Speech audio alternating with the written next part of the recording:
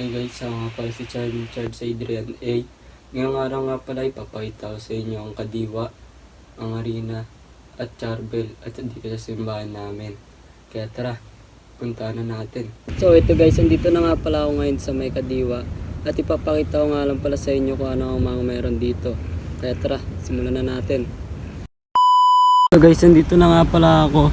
Ito nga pala ipapakita ko sa inyo. Dito nga pala pwede kayo mag-jogging.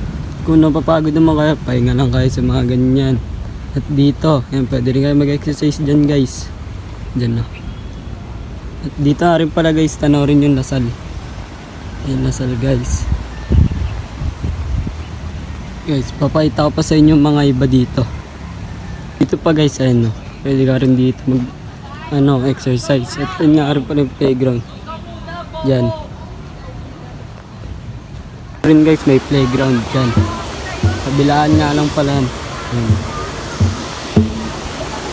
Pwede nga rin pala mag picture dito guys, yan dyan. Nubuksan yan pag gabi.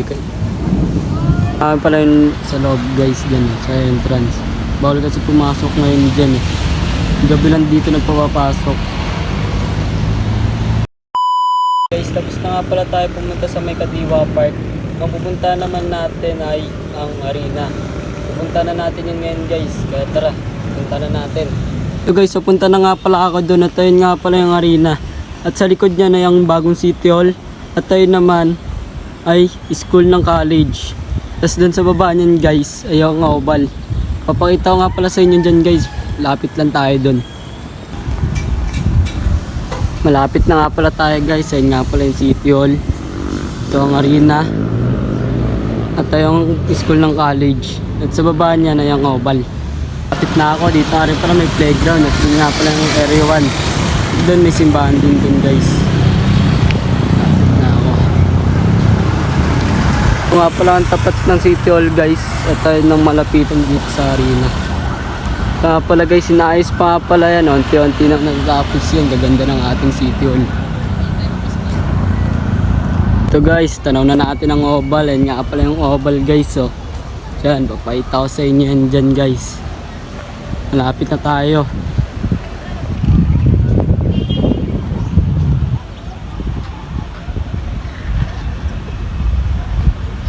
Dito na nga pala tayo mismo sa may oval guys. Wala nga pala nga tao-tao kasi mga alas 3 po magsisidatingan dito.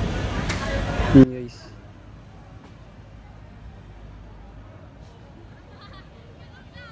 Guys, tapos na nga pala tayo dito sa may Kadiwa. Uwi na nga pala muna ako guys. Magbibihis muna ako at next naman natin pupuntahan ay Charbel.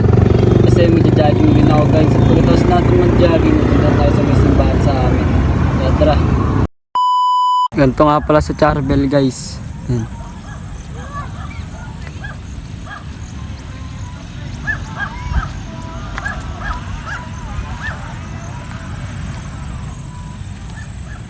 Ito guys, andito na nga pala ako sa Charbel at nakapagbihis na rin ako.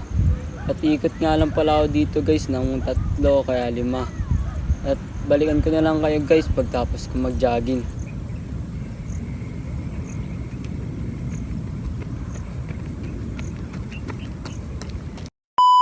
Ako rin sana mag-jogging kanina sa oval guys, kaso wala akong dalang damit.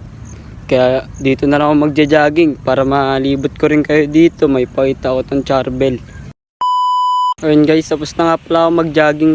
Pupunta naman tayo ngayon sa simbahan.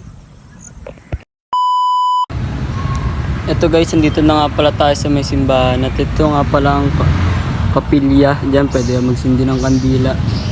At ito ang simbahan. Ayan, napakita ko sa loob guys.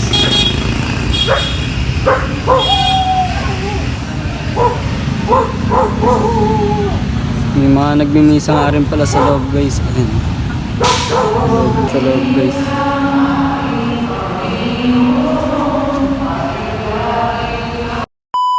Hanggang dito na nga lang pala guys. Maraming salamat sa pagsama sa aking video.